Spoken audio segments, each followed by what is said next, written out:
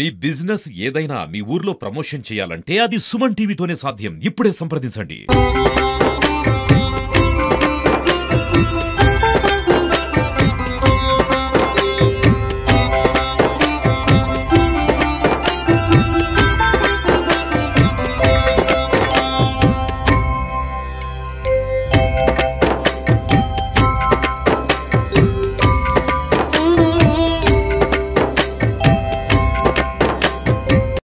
భూషణ వికాస శ్రీధర్మ పురనివాస దుష్ట సంహార నరసింహ దురిత దూర.